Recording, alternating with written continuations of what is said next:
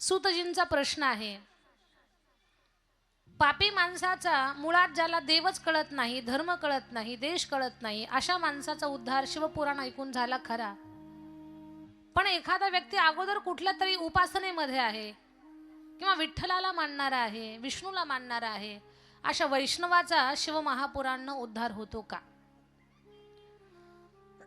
वैष्णवाकडनं एखादी चूक झाली, त्याचंही कल्याण करण्याचं, त्याचा उद्धार करण्याची ताकद शिवमहापुराणमध्ये आहे. याच्यासाठी सगळ्यात मोठ्या वैष्णवाचं उदाहरण शिवपुराणमध्ये आलेलं आहे की हेच उदाहरण रामायणामध्ये सुद्धा आपल्याला पाहायला मिळतं. एकदा नारदजी तपश्चर्या करत होते. नारदजीचं तप पाहून इंद्राला भीती निर्माण झाली की हे नारदजी तपश्चर्या करून खूप मोठं काहीतरी पद त्यांना मिळवायचं असेल आणि ते पद प्राप्त करण्यासाठी ते तपाचरण करतायत असं त्यांना वाटलं.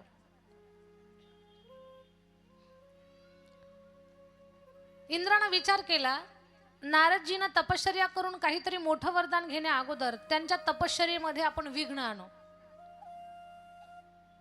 नारदजीची तपश्चर्या भंग करण्यासाठी इंद्रानं कामदेवाला पाठवलं. कामदेवाला सांगितलं, जा नारदजीची तपश्चर्या भंग करा. कामदेवानं गंधर्व, गण, अप्सरा सगळ्यांना घेऊन गेले आणि तिथे अप्सरांना नृत्य करायला सांगितलं. गण वाजवतायत, गंधर्व गायन करतायत. गणांचं वाद्य, गंधर्वांचं गायन, अप्सरांचं नृत्य, ताता थैया अतिशय सुंदर नृत्य करतायत. असे सुंदर स्वर काढताय की कोणीही ऐकल तर मन मोहून जाईल. खूप प्रयत्न केले कामदेवानं. बजाव, गाव, नाचो, नाचो, गाव, बजाव, वाजवा, गायन करा, नृत्य करा, आणखी वाजवा. वाजवणाऱ्याच्या हातातले ढोल तुटले, गंधर्वांचे गळे फाटले, अप्सरांच्या पायातली घुंगरं तुटली. और बजाव, और गाव, और नाचो, नाचो, गाव, बजाव, और नाचो, गाव. वाजवणारे गाणारे थकून गेले तरी नारदजीची समाधी होतो नाही. कामदेव रागात आले, बंद करा आणि चालते व्हा, तुम्ही नका जाऊ. हकलून दिला सगळ्यांना, काही कामाचे नाही तुम्ही, चालते व्हा. मग कामदेवानं स्वतः प्रयोग केला. सगळ्यांना हकलून दिलं आणि ध्यानस्थ असताना नारदजीच्या गळ्यामध्ये फुलांचा हार घातला. नारदजींना फुलाचा हार घातला, नमस्कार केला आणि नारदजींची स्तुती केली. नारदजीनं कामदेवाला हरवलं, पण कामदेवांनी 3 गोष्टीनं नारदजींना हरवलं. फुलांचा हार, नमस्कार आणि स्तुती. या 3 गोष्टी आपल्यालाही फसवणाऱ्या आहेत. हार ज्याच्या गळ्यात घालायचा त्याला खाली वाकावं लागतं आणि हार घालणारं सरळ उभं असतं. याचा अर्थ असा आहे, हाराच्या समोर हार मानल्याशिवाय जो गळ्यात येत नाही त्याचंच नाव हार आहे.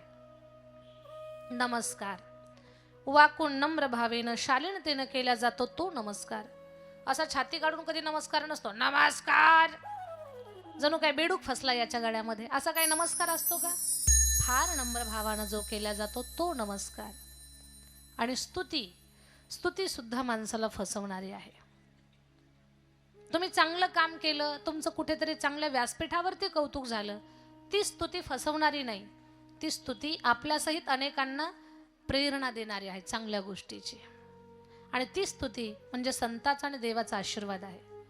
पण उगीच कोणीतरी चोरी करून आलंय आणि त्याला शाबासकीची थाप दिली, वा रे पठ्ठ्या खूप चांगलं काम केलं, ही स्तुती माणसाचा घात करणारी आहे. एखादी सून सासूला खूप भांडली आणि शेजारीनं तिचं कौतुक केलं, वा रे वाघीन काय भांडली तुझ्या सासूला, ही स्तुती माणसाचा घात, नुकसान करणारी आहे. ही स्तुती काही कामाची नाही. नारदजीचं एवढं कौतुक केलं कामदेवानं, नारद जी आपके जैसा महात्मा नहीं. शिवजी ने काम को जलाया लेकिन आपने काम को जीता. काम को जीतना इतनी साधारण बात नहीं है, बहुत ही बड़ी आपकी तपस्या है नारद जी. आपके जैसा महात्मा इस दुनिया पर दूसरा कोई नहीं. आप बहुत बडे महात्मा हो. नारदजीचं एवढं कौतुक केलं की नारदजी असे फुगले आणि नारदजी जिकडे तिकडे सांगत सुटले. पठ्ठ्यानं काम जिंकला, मी काम जिंकला. कुणाला सांगायला आले? ज्यानं काम जाळला त्याला सांगायला आले. भोलेनाथ, काम जिंकला मी. वा वा वा नारदजी, काम जिंकला तुम्ही, खूप मोठी गोष्ट केली. नारदजी, पण मला सांगितलंय विष्णूला सांगू नका. नारदजीला वाटलं आपलं मोठेपण सहन होईना वाटतं या बाबाला, म्हणून सांगताय की तिकडे सांगू नका, इकडे सांगू नका, इकडे सांगू नका. नारदजी स्तुतीला भुललेले होते. माझ्या ताई दादांनो, खरंच स्तुती माणसाला फसवते. जुनं उदाहरण आहे, खूप वर्षापासून आलंय, पण ते उदाहरण सांगताना वक्ता बदलला की त्या उदाहरणातला गोडवा पण बदलतो. उदाहरण सर्वांना माहिती आहे. 3 मुली होत्या, अतिशय देखण्या, नक्षत्रासारख्या, पण त्यांचं कुठेच जमत नव्हतं. का? एक तुताणी, एक गेंगाणी आणि एक बोबडी, तिघीकडे 3 चमत्कार. पाहुणे आले की या काहीतरी बडबड करायच्या, आलेले पाहुणे निघून जायचे. वडील म्हटले, पोरींनो, आता मी वैतागलोय तुम्हाला स्थळ पाहून, आता हा माझा शेवटचा प्रयत्न आहे. तुम्ही तिघी बहिणी एकाच घरात जाल, पण पाहुणे जाईपर्यंत बडबड करू नका. त्या म्हटल्या, ठीक आहे पप्पा, मी बाबा बोलतच नाही. ठरलं त्यांचं. पाहुणे पाहायला आले. सुंदर मुली होत्या, भुवया आणि नास्तिक म्हणजे धनुष्याला लावलेला बाणच, हरणीसारखे डोळे, गुलाबाच्या पाकळीसारखे गाल, डाळिंबीसारखे ओठ, सुडोल बांधा, गोरा रंग, चालायला लागले की हरणीच्या चालीनं चालायच्या, भुजंगासारखी वेणी, सुंदर कानाची चाफेकळे, फार सुंदर पोरी होत्या त्या, लक्ष्मी स्वरूपा. मुली पसंत पडल्या, सुपारी फोडली, तारीख पण काढली. आता एवढं जमलंय तर मग पाहुण्यांना जेवण करण्याची रीतभात आहे आपल्याकडे. त्या पोरी सुगरण पण तेवढ्याच होत्या. एवढा सुंदर स्वयंपाक केला. शिरा तर असा होता ज्याच्या तोंडातले 32 रिटार आहेत ते सुद्धा पोटभर खाईल. पुरणाची पोळी काय, आमटी काय, खीर काय, कढी काय, वडी काय, बासुंदी काय, खूप सुंदर पक्वान्न केलं. पाहुणे जेवायला बसले.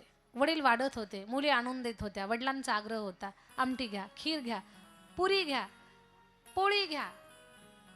खूप आग्रह करून वाढताय. एक छोट्या पोटाचा पाहुणा होता, त्याचं पटकन जेवण झालं. तो म्हटला, मुली सुगरण आहेत, सुंदर आहेत, माणसं माणुसकीची आहेत, सगळं खरं आहे, पण पोरी बोलतच नाही. नेमकी अडचण काय आहे? सकाळी 10 वाजल्यापासून आम्ही आलो, दुपारचे 4 वाजले, आता या का बरं बोलत नसतील? तो पाहुणा म्हटला, काहीही करून या पुरींना बोलतं करायचं. चतुर पाहुणा होता. त्यानं ताटात पाहिलं, एका वाटीमध्ये कढी होती. त्यानं कढीमध्ये 5 बोटं बुडवली आणि कान देऊ नाही का मुंबईकर, कढी खाणारा खेड्यातला असू द्या नाही तर शहरातला असू द्या, कढीमध्ये 5 बोटं बुडवून कढीचा फुरका मारल्याशिवाय कढीची टेस्ट कळत नाही. वाटलंच उद्या घरात कढी करा, प्रयोग करून पहा. चमचा नाही खाऊन पहा, 5 बोटांनाही फुरका मारा. 5 बोटानं फुरका मारल्याशिवाय कढीची टेस्ट नो. मग त्या माणसानं काय केलं, 5 बोटं बुडवली, फुरकन फुरका मारला. वाह, काय कढी झाली. अशी कढी आम्ही आजपर्यंत खाल्ली नाही. काय काय घातलं असेल या कढीला. त्यानं अशी जाहिरात केली ना कढीची, की कढी जी न केली ती पातेलं घेऊनच बाहेर पळाली. ती म्हणते, पाहुणं, कलियुगात गोल झाली का, थकल पाधून कामा गुम झाले. त्या जीव उधातलं, मी उधातलं, ताई धातलं. ते कढी ज्यानं कढीचं कौतुक केलं का ते कढीच्या पातेल्यात धडाम. तोंडानं काय, नाकानं कढी ओढायला लागलं. पातेल्यातली कढी नाकात, नाकातली कढी पुन्हा पातेल्यात. दुसरी मध्ये मध्ये अडकत बोलत होती. ती शिरा वाढत होते शेजारी. ती म्हणते, अग ताई कशाला बोलली. एवढं बोलायला 10 मिनिट लागले तिला. ज्याला शिरा वाढत होती त्याच्या नरड्यात घास फसला आणि तो शिऱ्याच्या टोपल्यात पडला. तिसरी होती गेंगाणी. काय केलं तुम्ही, कचाना बोलणार, काय सांगितलं होतं पप्पानं, आता जमण्यानं मोडणं. कन्न का घाटकोपन. जेवत्या ताटावरून पाहुणे असे पळाले, पुन्हा त्यांनी घाटकोपरचं तोंड सुद्धा पाहिलं.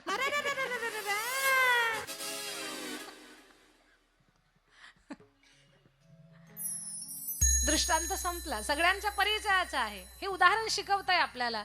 स्तुती फसवते माणसाला. नारदजी फसले. नारदजी काम जिंकला तुम्ही, काम. हात जोडून सांगते मायबाप, विकार जिंकणं माणसाच्या हातातली गोष्ट नाहीये.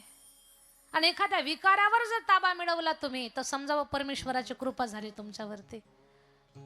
खूप काही चांगल्या गोष्टी जीवनात करा, पण त्याचं श्रेय स्वतःला घेऊ नका. ते श्रेय आपल्या गुरुला आणि आपल्या देवाला द्या. ती वस्तू टिकून राहील तुमच्याकडे. पण तुम्ही जर म्हणाल पठ्ठ्यानं जिंकलं, पठ्ठ्यानं केलं, माती होऊन जाईल, कळणार सुद्धा नाही तुम्हाला हे कधी गेलं आपल्या हातातलं म्हणून. काम जिंकणं साधारण माणसाच्या हातातली गोष्ट नाहीये. आणि तुम्ही त्या गोष्टीवर जय मिळवला तर तुमच्या गुरु कृपेला मान्यता द्या, तुमच्या देव कृपेला माना की आमच्या देवाच्या कृपेनं झालं, आमच्या गुरुच्या कृपेनं झालं.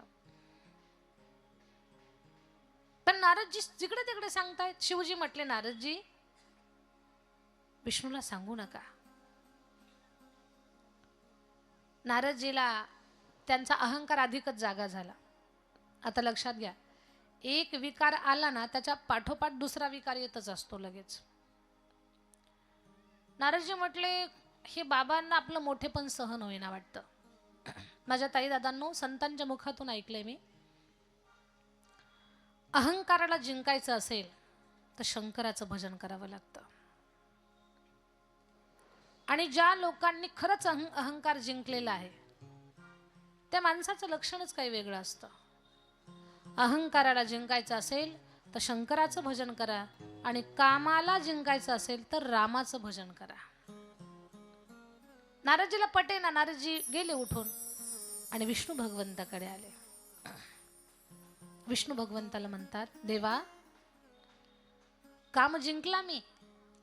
भगवान म्हणतात, वा वा वा नारदजी, खूप मोठी आणि कर्तृत्वाची गोष्ट केली तुम्ही. काम जिंकणं साधी गोष्ट नाही, पण तुम्ही ती केली. तुमच्यासारखा महात्माच नाही. नारदजी तुम्ही काम जिंकला, भविष्यात तुमचं भजन करणारी माणसं काम जिंकतील. विष्णूनं जास्तच हवा मारली, जास्तच फुगले नारदजी. आता भगवान येऊ का मी, जिकडे तिकडे सांगत सुटले, काम जिंकला, काम जिंकला. पण नारायण आपल्या लेकरांची फार काळजी घेत असतात. भगवंताला सगळं सहन होतं, पण अहंकार सहन होत नाही. बरं, भगवंताने एखादी गोष्ट जर आपल्याला दिली असेल तर त्याचा गर्व चुकूनही कधी करू नका. देवाला ती गोष्ट सहन होत नाही. आणि मग नारदजीची ही त्यांना जो अहंकार झालेला आहे, तो नारदजीचा अहंकार संपवायचा कसा, याच्यासाठी देवानं माया तयार केली. एक मायावी नगर तयार केलं. त्या नगराचं नाव श्रीनिवासपूर. तिथला राजा शीलनिधी, तिथली राजकन्या विश्वमोहिनी, अप्रतिम सुंदर. त्या विश्वमोहिनीला प्राप्त करण्यासाठी देशदेशीचे राजकुमार आलेले. राजकुमारांची गर्दी पाहिली. नारदजी म्हटले, का रे राजकुमारांनो, कशासाठी गर्दी केली इथे? राजकुमाराने सांगितलं, या नगरीची राजकन्या, तिचा स्वयंवर सोहळा आहे, आणि जो सुंदर दिसेल त्याला ती वरमाला घालणार आहे. आम्ही नावनोंदणी करायला आलेलो आहोत. नारदजी म्हटले, लग्नाचं काम आहे, आपण तर कालच काम जिंकलं, चला निघा इथून. महाराज, आमच्यापैकी कुणाला भेटणार आहे ती, जरा हात पाहून सांगता का? तुमची हात पाहण्यापेक्षा तिचाच जाऊन हात पाहतो, ती कुणाला वरमाला घालणार आहे. गेले नारदजी आतमध्ये आणि विश्वमोहिनीला तिच्या वडिलांनी बोलावून घेतलं. बेटा विश्वमोहिनी, नारदजी आलेले आहेत, ये. विश्वमोहिनी निघाले. ठुमकत ठुमकत ठुमकत चालत आली. तिचं ते सौंदर्य पाहिलं आणि नारदजी म्हटले, बाप रे बाप, विश्वात एवढं सौंदर्य आहे, हे जर मला माहिती असतं तर कालच्या पेपरला दिलंच नसतं आपण काम जिंकलाय म्हणून. काय करायचं आता? काहीही करून आता हिला मला मिळवायचंय. बाबा, हिला कसा पती मिळणार जरा सांगा बरं. नारदजीनं तिचा हात हातात घेतला आणि तोंडच पाहायला लागले. बाबा, तोंड नका पाहू, हात पहा. हात पाहून सांगा तिला कसा पती मिळणार आहे. हातावरच्या रेषा बोलतात ना. आपल्या हातावर खूप काही रेषा असतात. धनरेषा असते, आयुष्य रेषा असते. आपल्या हातावरती हे जे कांडे आहेत ना आपले, त्या कांड्यावरती, विशेष करून अंगठ्यावरती यव नावाचं चिन्ह असतं पहा. जिथे जॉईंट असतो अंगठ्याचा तिथे मासोळीसारखं चिन्ह असतं पहा. आणि ते चिन्ह ज्यांच्या हातावर आहे ना त्यांच्या हाताला खूप बरकत असते. ज्या माऊलीच्या हातावरती यव नावाचं चिन्ह आहे त्यानं 10 लोकांचा स्वयंपाक करू दे 15 लोक जेवतात. आणि ज्यांच्या हातावर ते चिन्हच नाही त्यानं 25 लोकांचा स्वयंपाक करू दे 10 जेवतात 15. उपवास. ज्या शेतकऱ्याच्या हातावरती चिन्ह आहे त्यांना मुठभर पेरू द्या मनभर येतं. आणि ज्याच्या हातावर चिन्हच नाही चुकून त्यानं पेरलं की शेत पेरलेलं सगळंच जातं, काहीच येत नाही. त्या चिन्हाचा प्रभाव आहे. आपल्या हातावर खूप काही चिन्ह असतात, जरा पाहून घेता का? आपल्या हस्तरेषा, पायाचे काही चिन्ह. आपला उजवा पाय, उजव्या पायाचा म्हणजे आपले जे पाय आहेत पायाचा अंगठा, अंगठ्याच्या शेजारचं बोट ते जर अंगठ्याच्या पुढे असेल जरा चेक करा. काही माझ्याकडे पाहतात खाली चेक करतात बरोबर पुढे. ते जर अंगठ्याच्या पुढे असेल तर हे तुम्हाला विचारल्याशिवाय अजिबात घर सोडणार नाही. बाजारला जरी जायचं असेल जाऊ का जाऊ का तेवढा तुमचा चहा उतू जावा जा एकदाचे की मग हे निघतात, मग मागे वळून पाहत नाही. आणि हेच अंगठ्याच्या शेजारचं बोट अंगठ्याच्या मागे असेल तर तुम्ही यांना विचारल्याशिवाय इकडे सुद्धा येऊ शकत नाही. ते पायाची काही लक्षणं आहेत, हाताची काही लक्षणं आहेत, कपाळावरची काही चिन्ह आहेत, असा काही एक भाग असतो. आपली बोटांची पण काही लक्षणं असतात. विश्वमोहिनीचा हात पहा बाबा, तोंड नका पाहू तिचं, हात पहा. तिच्या हातावर होतं विश्वाचा मालक हिला पती मिळणार. पण नारदजीनं उलट सांगितलं, राजा ही ज्याला वरमाला घालणार ना तो विश्वाचा मालक बनणार.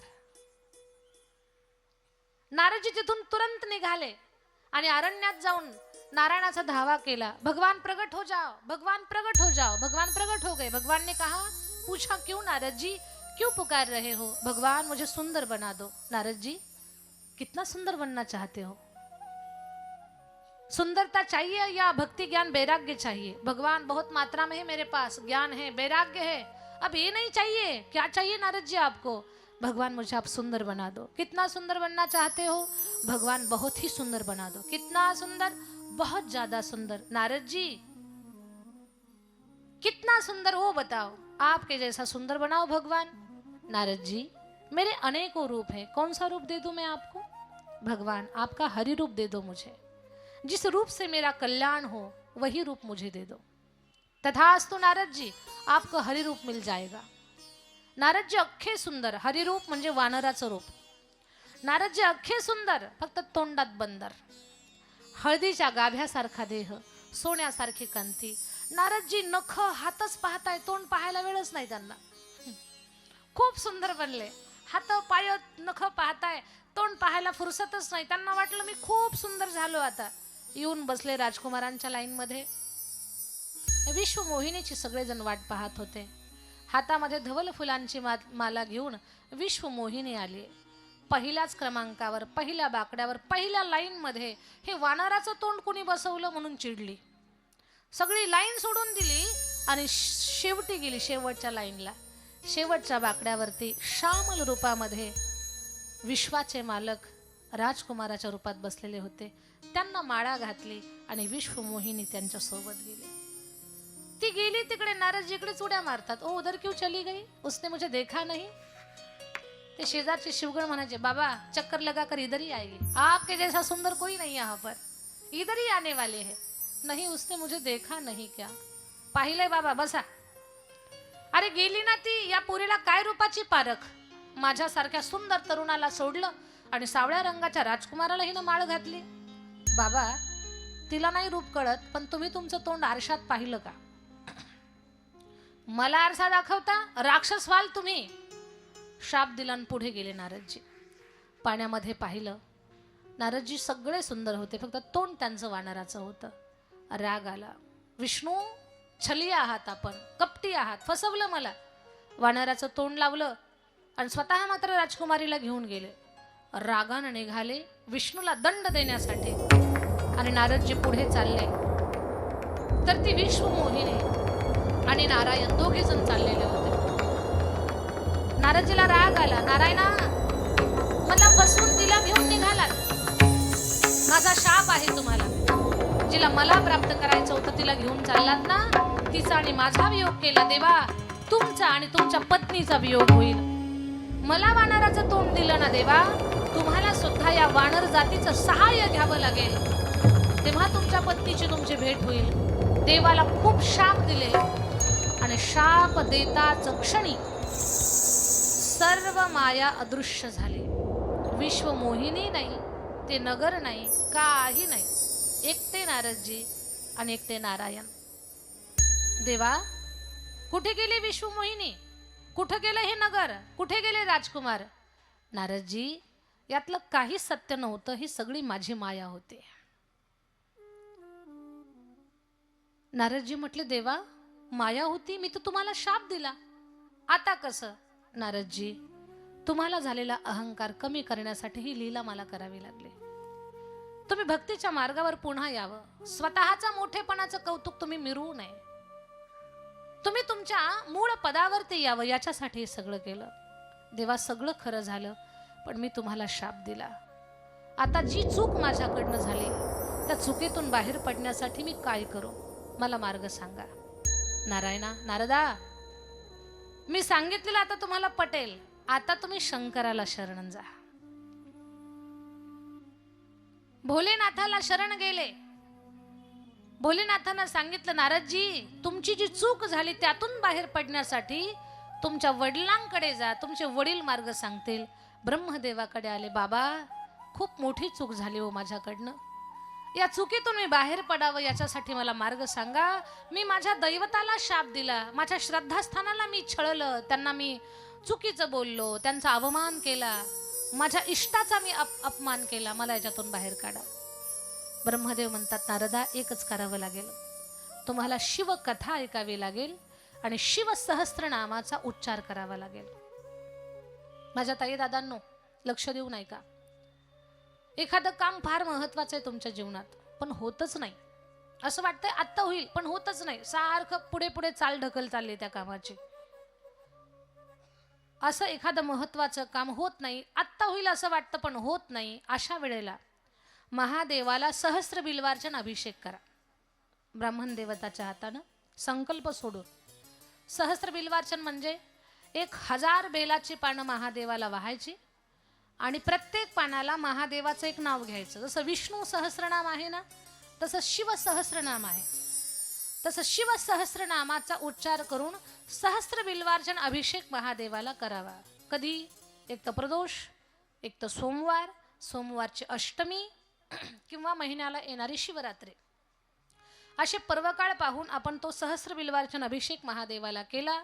कितीही तुमचं कठीण काम असू द्या, कितीही तुमचं काम होत नाही, आशा सोडलेली असू द्या, 3 महिन्याच्या आत तुमचं काम मार्गी लागल. ही शिवपूजाची ताकद आहे. शिवपूजनाची, शिव सहस्रनाम उच्चाराची ताकद आहे. नारदजीला सांगितलं, नारदा, शिवनामाचा उच्चार करा आणि तुम्ही शिवकथा ऐका. बाबा, कोण सांगेल मला शिवकथा? काळजी करू नका नारदा, मी स्वतः सांगतो. कारण जेव्हा नंदी महाराजांनी कथा ऐकली ना, तेव्हा मी सुद्धा कथा ऐकलेली आहे. मग स्वर्गात ग्रंथाची शोभायात्रा काढली, केळीचे खांब लावले, मंडप दिला, व्यासपीठ बनवलं. स्वतः ब्रह्मदेव कथा सांगायला बसले आणि नारदजी ऐकू लागले. ब्रह्मदेव सांगतात, नारदा, आता तुम्हाला कथा सांगतोय मी, कथा लक्ष देऊन ऐका. पूर्ण या सृष्टीवरती पाणीच पाणी होतं, पूर्ण जल.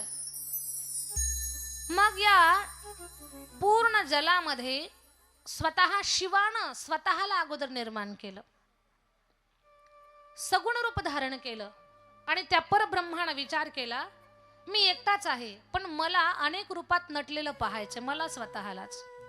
एकोहम बहुश्याम, मला वेगळ्या वेगळ्या रूपामध्ये स्वतःला नटवून घ्यायचं आहे.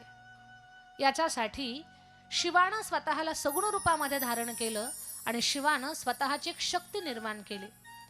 त्या शक्तीचं नाव आहे शिवा आणि मूळ महादेवाचं नाव आहे सदाशिव. निर्माण केलेली शक्ती शिवा. या दोघांनी मिळून एक नगरी तयार केली.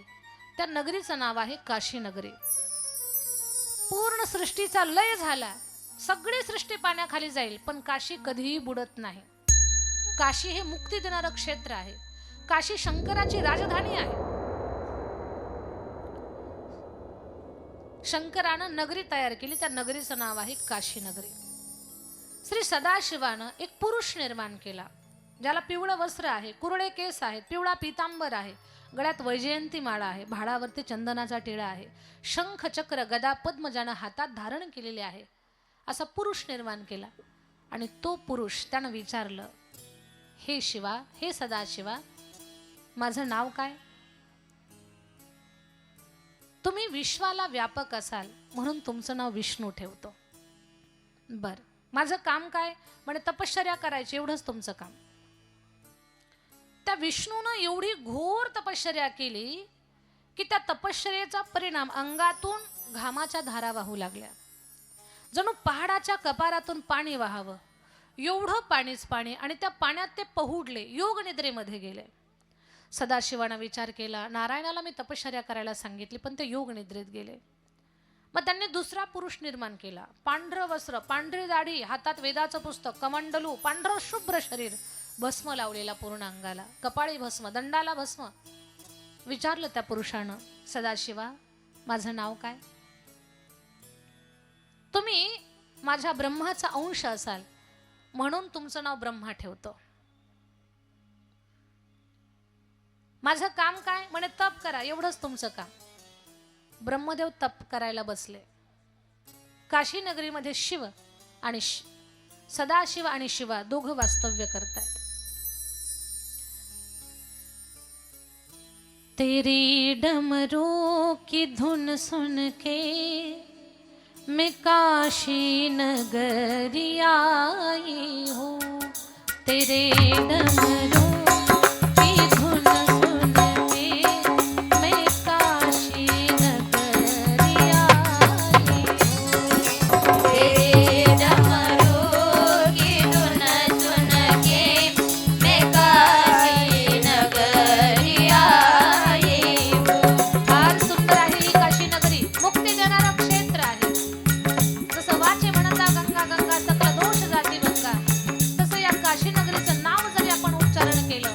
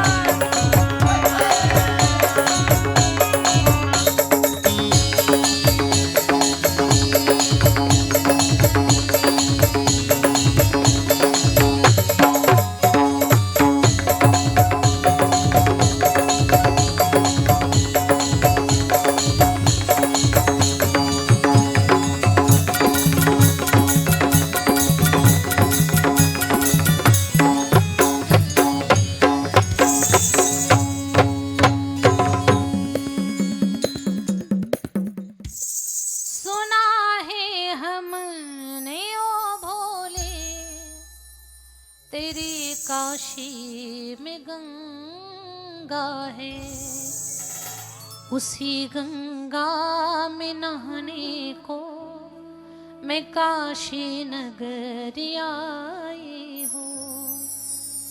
तेरे डमरू की धुन सुन के मैं काशी नगरी आई हूँ। मुक्ती देणारं क्षेत्र काशी नगरी. काशीमध्ये पाय टाकला की ब्रह्महत्येसारख्या पातकांचा नाश होतो. त्या भूमीचं महात्म्य आहे. जुनी लोक सांगायची, माणूस म्हणून जन्माला आलो, एकदा तरी काशीला जा, काशी करून या, एकदा तरी काशी क्षेत्र पाहून या. काशी हे मुक्ती देणारं क्षेत्र आहे, अतिशय पुण्यभूमी आहे. आपल्यापैकी काशीला कोण कोण गेलेले? भरपूर आहेत. आपल्यापैकी काशीला कोण कोण गेलं नाही? कोणाकोणाला जायची इच्छा आहे? अरे बापरे, आता भरपूर हात. कधीतरी भोलेनाथ घेऊन जातील आपल्याला काशीला. आपल्यापैकी बऱ्यापैकी लोक काशीला गेले. काशीच्या गंगेचं पाणी कोणी कोणी आणलंय घरी? आता काय करा, शिवरात्र पहा, सोमवार पहा, किंवा प्रदोष पहा, किंवा सोमवारची अष्टमी पहा, आणि आपल्या जवळ जिथे शिवमंदिर आहे त्या शिवमंदिरात जाऊन त्या पाण्याचा अभिषेक करून टाका. हे सांगण्यासाठीच कदाचित शिवमहापुराण आलं काय की तुम्हाला इथे, असं वाटतंय मला. ते पाणी घरात नका ठेवू. त्या पाण्याचा महादेवाला अभिषेक करा. भोलेनाथ एवढा आशीर्वाद देतील तुम्हाला की काशीच्या गंगेच्या पाण्याचा अभिषेक तुम्ही इथे करताय. आणि छोटंसं कारण आहे त्याच्या पाठीमागचं. काशीमध्ये प्रत्येक जीवाचा प्रयत्न असतो मला मुक्ती मिळावी. त्या पाण्यात पण काही जीवजंतू असतात. मग आपण त्यांना घरी घेऊन आलो इकडे. ते शिवचरणीच अर्पण झाले पाहिजेत. त्या पाण्याचा अभिषेक करून टाका. ऐका आता. ब्रह्मदेव निर्माण केले, विष्णू निर्माण केले. ब्रह्मदेवाला सांगितलं तप करा. ब्रह्मदेव तपश्चर्या करू लागले. पण ब्रह्मदेवाला 5 तोंड होती. 4 दिशेला 4, वर्षा दिशेला 1. ब्रह्मदेवाच्या वरच्या तोंडामध्ये अहंकार निर्माण झाला. आणि ब्रह्माजी ते म्हणतात की मी तपश्चर्या करतो ना, हा विष्णू झोपलेला आहे. उठवलं विष्णूला. उठा विष्णू, तपश्चर्या करायला सांगितली, झोपा काढायला नाही सांगितल्या. ब्रह्माजी, तुमच्या अगोदर मी खूप तप केलंय. तुम्ही नंतर आहात माझ्या, मी अगोदर आहे तुमच्या. माझ्या नाभीतून कमल, कमलातून तुमची निर्मिती. तुम्ही माझा पुत्र आहात, मी तुमचा पिता आहे. पोरांना कधी बापाला सांगायचं नसतं कामाला जा म्हणून. पोरांनी आता कामाची तयारी करायची, उद्योग करा. वा रे वा विष्णू, काय तर म्हणे तुम्ही माझा बाप, मी तुमचा बेटा. जगात असं कुठं असतं का की मुलगा म्हातारा आणि बाप तरुण? जरा माझ्या पांढऱ्या दाढीकडे पहा, सुरकुत्या पडलेल्या चेहऱ्याकडे पहा, पांढऱ्या वस्त्राकडे पहा. तुम्ही किती तरुण दिसताय. मी म्हातारा दिसतोय. तुम्हीच माझा बेटा आहात, मी तुमचा पिता आहे. नाही ब्रह्माजी, मी तुमचा पिता, तुम्ही माझा बेटा. नाही विष्णू, मी तुमचा बाप, तुम्ही माझा बेटा. लागली भांडणं. तू मोठा का मी मोठा? विष्णू म्हणतात मी मोठा, ब्रह्मा म्हणतात मी मोठा. कोणीच माघार घ्यायला तयार नाही. तप कुणीकडेच गेलं, भांडणच यांची चालू झाली. तू मोठा का मी मोठा? तू मोठा का मी मोठा? ऐका मुंबईकर, आज जगातलं भांडण याच कारणातून आहे.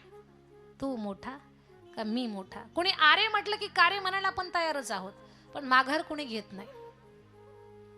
जगात, साऱ्या जगात एवढ्याच एका गोष्टीनं भांडण आहे, तू मोठा मी मोठा.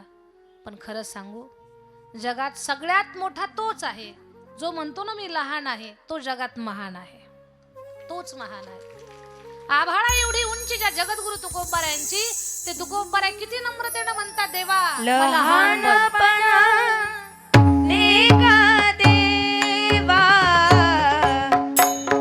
लहानपणा नेका देवा, लहानपणा नेका देवा, लहानपणा नेका देवा.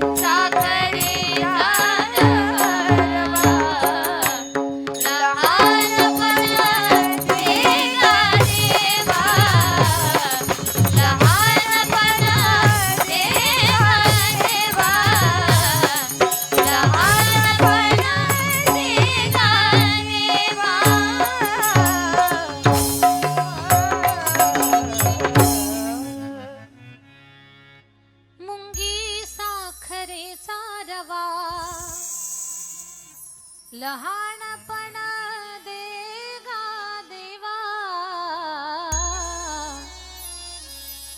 जगामध्ये तेच महान आहेत ज्यांना लहान होता येतं. ब्रह्मदेव म्हणतात मी मोठा, विष्णू म्हणतात मी मोठा. शंकरांना विचार केला, यांना तप करायला सांगितलं नाही, भांडणं करताय. दोघांचा वाद मिटवण्यासाठी दोघांच्या मध्ये अग्निस्तंभ निर्माण केला. ब्रह्मदेव बोलले काय आहे नारायण आहे म्हणे, आपल्यातला वाद संपावा म्हणून शंकरानं अग्निस्तंभ निर्माण केलाय. बरं झालं म्हणे अग्निस्तंभ निर्माण झाला.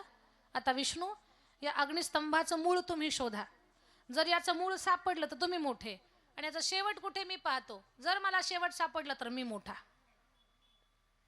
ब्रह्माजीनं हंसाचं रूप घेतलं, वरती गेले. विष्णूला सुकर रूप घेतलं, खाली पाठवलं. विष्णू थोडा गेले खोलवर, विचार केला हे चुकीचं आहे. आपल्याला जे काम सांगितलं तेच करावं, आगाऊ कामं माणसानं करू नयेत. विष्णू वापस आले आणि तप करत बसले. पण ब्रह्मदेव वापस यायला तयारच नाही. का? अहंकार आडवा येत होता, मीच मोठा. ब्रह्मदेवाना 5 डोके होते ना, जास्तीचं डोकं लढवलं. ब्रह्मदेव म्हटले आपण खोटं बोलू, अंत पाहिला म्हणून, आणि 2 साक्षीदार घेऊ. खऱ्याला साक्षीदाराची गरज नसते, खोटं पचवण्यासाठी साक्षीदाराची गरज असते. खोटं कितीही तुम्ही 2 काय 10 साक्षीदार घेऊन खोटं पचवताल, खऱ्याला परेशान करताल. पण एक समाजात म्हण आहे, सत्य परेशान हो सकता है लेकिन सत्य पराजित नहीं हो सकता. सत्य ही थोडं त्रास होईल त्याला, पण ते पराभूत कधी होऊ शकत नाही. ब्रह्मदेव आले, केतकी पुष्पाने गाईला सोबत घेतलं आणि नारायणाला सांगितलं, नारायणा अग्निस्तंभाचा आरंभ पाहिला म्हणे. नाही, नारायण खरं बोलले. ब्रह्मदेव तुम्ही पाहिला का शेवट म्हणे. हो मी पाहिलाय. ब्रह्माजी शक्यच नाही, शंकराचा आदी अंत लागू शकत नाही, आणि शंकराचा आदी अंत सुद्धा पाहायला जाऊ नये. तुम्ही खोटं बोलताय. नाही विष्णू, मी स्वतः पाहिलाय अंत, आणि माझ्या बोलण्यावर तुम्हाला विश्वास ठेवावा याच्यासाठी 2 पुरावे पण आणले. केतकी पुष्पाला विचारलं, का रे पुष्पा पाहिला का अंत? हो म्हणे. ब्रह्मदेवानं अंत पाहिला. अरे खरं नाहीये? नाही म्हणे खरं आहे. गाईला विचारलं, गोमाता ब्रह्मदेवानं अंत पाहिला? छोट्याशा नैवेद्याच्या घासासाठी गोमाता सुद्धा खोटं बोलली. हा, ब्रह्मदेवानं अंत पाहिलाय. विष्णूनं लगेच पाय धरले ब्रह्मदेवाचे. ब्रह्माजी तुम्हीच मोठे, तुम्हीच मोठे, तुम्ही महान, मी लहान. तुम्ही माझे पिता, मी तुमचा बेटा. तुम्ही मोठे, मी लहान. पाय धरले. पण सदाशिवाला ही गोष्ट सहन झाली नाही. सदाशिवाला राग आला, भुवई वाकडी केली. वाकड्या झालेल्या भुवईतून एक मोठा पुरुष बाहेर आला. आखूड हाताचा, आखूड बोटाचा, जाड शरीर, लालबुंद डोळे, मोठे ओठ, आणि त्या पुरुषाला निर्माण केलं सदाशिवाने. जा, ब्रह्मदेवाचं 5वं मस्तक कापून टाका. त्या पुरुषानं हात जोडले आणि ब्रह्मदेवाचं मस्तक कापण्यासाठी निघाले. पण त्या पुरुषानं विचारलं, देवा सगळं काम करतो मी, पण माझं नाव काय? हे पुरुषा, माझ्या भुवई मधून निर्माण झालास म्हणून मी तुझं नाव भैरव ठेवतो. बोला भैरव भगवान की जय. भैरव महाराज निघाले, ब्रह्मदेवाच्या जवळ आले. 5व्या मुखात गर्भ तयार झालेला होता. ते 5वं मस्तक ताडकन उडवलं आणि ब्रह्मदेवाच्या गर्भाचं हनन केलं. ब्रह्मदेव घाबरले. मस्तक कापूनही महादेवाचं पोट भरलं नाही. महादेव आले, ब्रह्मा खोटं बोलताय. केतकी पुष्पा खोटी साक्ष देतो. ब्रह्मा माझा शाप आहे तुम्हाला. माझ्या आज्ञेनं या सृष्टीची रचना कराल, पण या सृष्टीला तुम्ही तयार केलंय. तुम्ही तयार केलेल्या सृष्टीमध्ये तुमचंच मंदिर नसेल, हा शाप आहे माझा तुम्हाला. देवघराच्या पूजेतून वर्ज असाल तुम्ही, शाप दिला. देवा माफ करा, काहीतरी उपशाप द्या. ब्रह्मा, सृष्टीची रचना झाल्यानंतर तुमच्या हातातलं पुष्प जिथे पडेल ना, तिथे विश्वातलं तुमचं एकमेव मंदिर असेल. ते आहे पुष्कर तीर्थ, राजस्थानमध्ये अजमेरच्या बाजूला. विश्वातलं एकमेव मंदिर आहे. नारायणा सत्य बोललात तुम्ही. तुम्ही या अग्निस्तंभाचा आरंभ पाहिलाच नाही, हे खरं बोललात, सत्य बोललात. नारायणा तुम्ही बोललेलं सत्य मला आवडलं. तुम्हाला आशीर्वाद देतो. जगामध्ये तुम्हाला सत्यनारायण रूपामध्ये सुद्धा लोक पूजतील. बोला सत्यनारायण भगवान की जय. आपण घरामध्ये पौर्णिमेला लग्न झाल्यानंतर गृहप्रवेशाला सत्यनारायणाची पूजा घालतो. जी लोक सत्यनारायणाचं पूजन करतात, सत्य बोलतात, सत्य वागतात, अशा लोकांना जगामध्ये मान असतो. आणि सत्य बोलल्या कारणानं सत्यनारायण हे एक रूप तयार झालेलं आहे. झाकी घेऊन या.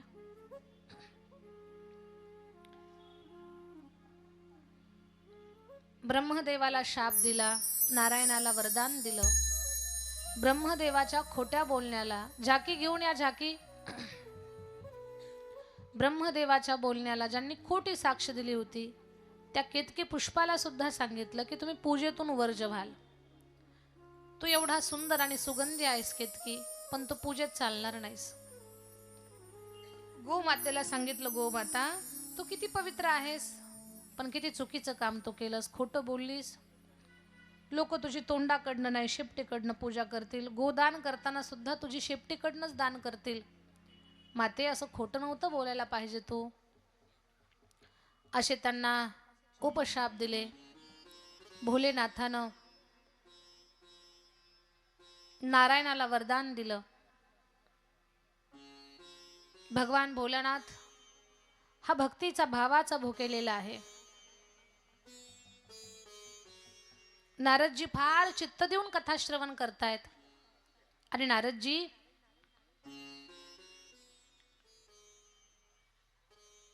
ही कथा श्रवण करत असताना शिव नामाचा उच्चार करतायत. ज्या नामावर आपली निष्ठा आहे ते नाम एवढं जपावं, एवढं तल्लीन होऊन त्या नामाचं भजन करावं. किती भजन करावं, जसं संत मीराबाईंनी कृष्णाचं भजन केलं. संत मीराबाई रात्रंदिवस कृष्ण भगवंताचा नामजाप करतायत. भक्तीमध्ये त्यांनी स्वतःला वाहून घेतलेले. चला. ऐसी लागी लगन, ऐसी लागी लगन, मीरा हो गई मगन. ऐसी लागी लगन, मीरा हो गई मगन. ओ तो गली गली हरि गुण गान लगी. ऐसी लागी लगन, मीरा हो गई मगन. ऐसी लागी लगन, मीरा हो गई मगन. ऐसी लागी लगन, मेरा हो गई मगन. ऐसी लागी लगन, मेरा हो गई मगन. ऐसी लागी लगन, मेरा हो गई मगन. ऐसी लागी लगन, मेरा हो गई मगन.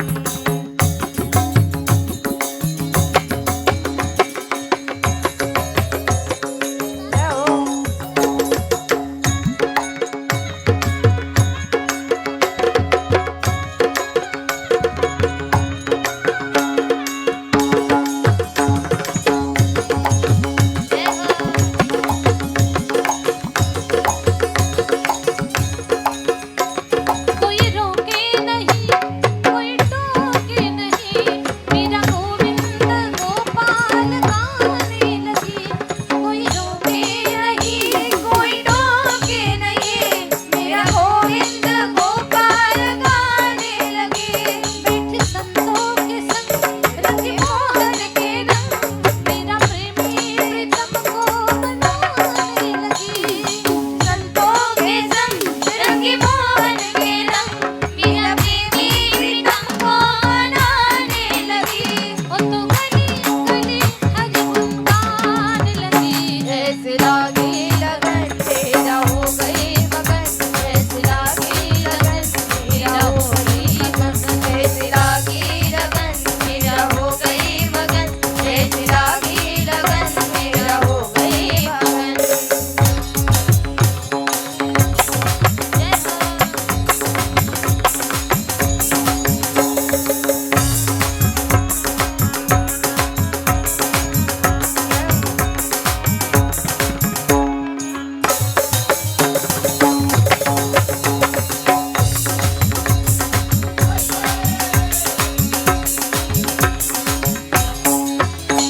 राणा ने विष दिया, मन अमृत पिया. राणा ने विष दिया, मानो अमृत पिया. गाणी धनी धप धप पग पग रे ग सा रे नि सा ध नि प ध नि सा. प ध नि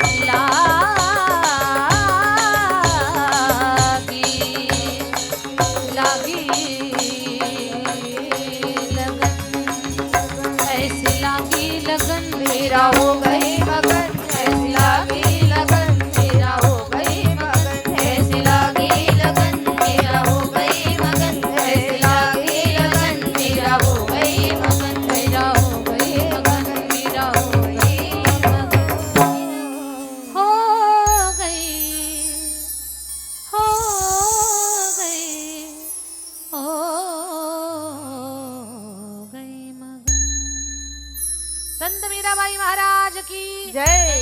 एकदा सुंदर टाळी वाजवा या झाकीसाठी. फार सुंदर मीराबाई असतील सगळ्यांनी आपली स्वतःची पात्र सुंदर निभावलेली आहेत. या सगळ्यांचं कौतुक. आणि आजचं कथासत्र इथंच थांबतंय. थांबू द्यायचे बरं थोडं बाठे मग सरकून थांबा.